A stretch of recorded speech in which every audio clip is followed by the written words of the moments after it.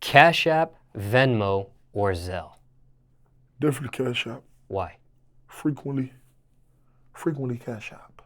But the Venmo I never got into. The Zelle, shout out Venmo, but stay away. The Zelle I got into because I had bank accounts and things of that nature, of course.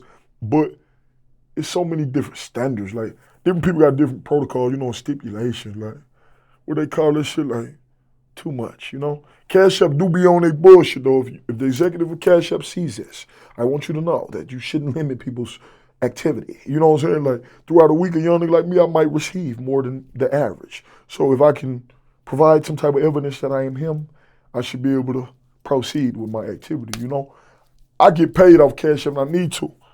So when it's slow up, for me, it's like, damn, how I'm gonna get my paper? Then we be holding a grudge toward the whole little app in arrangement. But Cash App cool when you keep it in when you moderating it, what they call it. What bill do you hate paying? It's a couple of them, bro. I ain't gonna stunt. Is there one that just is at the very top? Bill you can't stand. Gotta pay it, but you can't stand it. All the motherfuckers down there the same, but it ain't even like a nigga can't stand it. Just like, I'm a pig, I gotta pay it, but it's some bills I forget about out here. You talk to a young nigga that forgot about his water bill, literally. And people that live with me, no. I'm at 5-bedroom house, literally. Upstairs, downstairs, vibing, big boy. The water was off for a week. It wasn't even about no money. It just was a vibe. Like, my brother tell you, like, it was just a vibe. Like, we had to make do with that shit. Like, I could afford it. It was just, the people didn't want to deal with me they didn't want to be lenient with me. My damn water bill one month was so skyrocket, bro. I had to just go ahead and hold my nuts. And couldn't even wash my nuts for a certain while, but I had to hold them. You feel what I'm saying? Let them hang, man. Sometimes you gotta let them hang. Name something you didn't realize was so expensive until you became an adult. Women.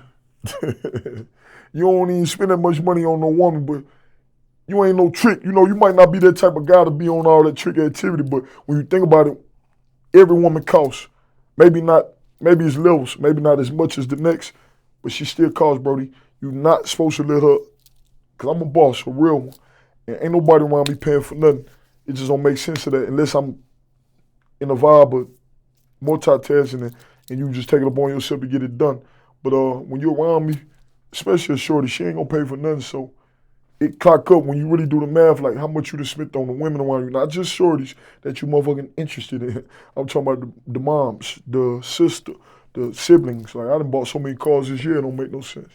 I got 6 siblings, bro, so women, I know how women could get. No disrespect to this next question. That's it. But I don't want to assume. Talk to me. What is your sexuality? What you mean, like, my lifestyle? You're straight? Man, as a motherfucking arrow, and I'm D-dicking. We not doing no playing. Like, I like women, boy. None other. Excuse my language, but that's my preference. Just stating for the record. Yep. Now, they know, though. They'll tell you about that. I love these women. Now, how many streams of income do you have at this point? Currently, if I was to guess off top, consistently about 3. Every now and then, it'll peak up to like 5, 6. Just depends. You might get a feature bag, you might get a show. I associate that with the same type of, so we can't count them all individually, but beyond music, you got a couple different endeavors. Well, speaking for himself, I have a couple different endeavors and averages about 3. Care to share what the other endeavors are? Wouldn't like to as of now. I respect that. Thank you. Is it important to have multiple streams of income? It definitely is. I'd had a vending machine, I'd had a barbershop, Brody. If you know me and you really, really know me, I'm a hustler. So that come priority. Like, I done did a lot of shit I ain't even see myself doing. My mama, she ended up dealing with a guy that was kind of business savvy, kinda a little bit, so he knew 1 or 2 things, and he taught us how to peep the game and try to make money other than, all the street stuff be a saturated market. It'd be like so many people doing it, making money the same way. Why would you not go try to put your logo on a shirt and see what that do? At one point, nobody I knew was doing that. So, and a couple dudes I met that was doing it, they was really eating because they was in a lane where they don't share with too many people. My homeboys reckoning to each other because they selling the same shit, the same lane. You did? Was the vending machine profitable? The vending machine was residual income. Like, slow motion better than no motion. But I really ain't got it up and cracking how I could. It's more vision than anything right now because I done seen a little something. I know what they cost. I know what everything gross in the right. Like, I got a range. If I put something in a good location, I know what it'll do. If I put something in a cool location, I'll be selling. But it's good to make money in your sleep any home. So, it's a vision right now, Brody. We gonna be back when next time you holler at me. Watch what I tell you. Was the barbershop profitable? Man, that barbershop was some sucker shit. I ain't even gonna pump fake. My bitch ass barber, you can hit me loud and clear right now, nigga. You know the motherfucker lit read like, you are a hoe, sir. And you are a, bro, listen, it's hard for me to explain it because I really get mad in the middle of the interview. I ain't even finna go there mentally. But that dude know I show so much of this, so much love. And I finance somebody else's dream. Be mindful, be careful when you finance other people's dreams. I invested in this man, I invested in him having the opportunity to build this barbershop. And it wasn't that the dude ain't want to pay me. It was just he was more in my business and he was more into my activities and how I was spending my money. He was interested in that more so than taking the barbershop to the next level. Mentally, build out wise, just everything.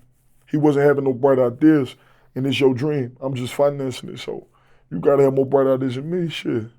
Here you at going, you sucker you. And just one clarification, did you answer why it's important to have multiple streams of income? I know you said... No, I didn't. I think it's important to have multiple streams of income because when one slow up on you, you got the opportunity to spread your wings. It's always more profitable to have more things coming in at one time. You get money from one direction. Drops are real, bro. Some of the biggest businesses in the world have to readjust and call audibles. Billion-dollar corporations and things of that nature have to get with the times and see what they can do to tweak their return. When you invest into something, bro, you always want your return to come back. So when your return change up, that's when your business should change up or your investment should change up. So it's cool to have multiple sources of income because I want multiple returns. If I'm investing in multiple things, it's more likely, it's more a chance that I got more returns. My final question when it comes to multiple streams of income. Can multiple streams of income become a distraction to the main stream of income? Definitely. It's a balance, bro. Like when you invest money, that's one thing. Of course, you have an expectation. If you did it with the intention of making some more money on the back end, of course, it's going to take a certain amount of focus to receive something. So the money is one thing. That's obvious. When you put money into something, typically somebody wants some money in return. But the focus is almost more priority, and the time is everything. Sometimes when you have a dominant investment that you want to focus on, and then you got all these little ones around it, they might borrow time from that dominant one. And it's unfortunate, but you got to know how to balance it to make it fortunate, How do you balance it? It's hard, man. It's like, go with life, man. I feel like everything should be naturally. Pay attention to what doesn't require as much energy or time that you can set up and put somebody in position to help you. And then you feed somebody as well as giving somebody the opportunity to eat. And you still feeding yourself and feeding your family like how you wanted to, or whatever you intended on making this business to receive back on the back end. Like, make sure your front end leads to your back end. Your front end don't need to lead to one big ass back end. It need to be multiple because that back end might not come as much as it did at one point. Like I say, things change, bro. Has a side stream of income ever became a mainstream of income for you? Definitely. I've been through them phases. Everybody. How many times do you think that's happened to you? Side stream of income becomes the mainstream of income. Man, every month when shit get real, What you consider mainstream income? Because I would say whatever's giving you the most money on a return will then for be your mainstream source of income. No matter what you got faith in, that's kind of like the main thing paying you at the moment. So if that's the main thing paying you at the moment, that's technically your main source of income. So that has happened during droughts of anything. You know, when you go through a drought of studios, say it might be COVID going on and not as many studios are open. I know people went back to their jobs at rap, you know, and that was crazy to me because I'm like, damn, homie, you ain't put up, you know what I'm saying? But shout out them, you know, God willing they'll find their way or whatever willing they'll find their way. But, you know, with all due respect, I done seen it happen. I done seen people have to go get back in the mud because it ain't what they was doing wasn't paying them. It's happened to me, bro. I just go about it a different way. I try to make everything have a cooler balance to it. I done went broke so many times. So many times. I went broke more than the average person. I know I went broke more than the majority of these niggas. So, you know, in the event of me getting filthy rich, it's highly expected I done took more risk. It's highly anticipated and highly expected. What's the biggest thing you learned being broke? Biggest thing I learned being broke is... Biggest lesson it taught you? One of them is plot and execute. I think being broke without a plan is the biggest downfall. When you broke and you got a plan, it really don't make no difference. Like, being broke really ain't that fucked up as one might think. You know, I can speak for me. I was there so much in my life that every time I go broke, I damn near get excited nowadays because it showed me life from a different angle. You know, I done hit rock bottom a couple times, and every time I'm down there, I know it ain't no way but to go up.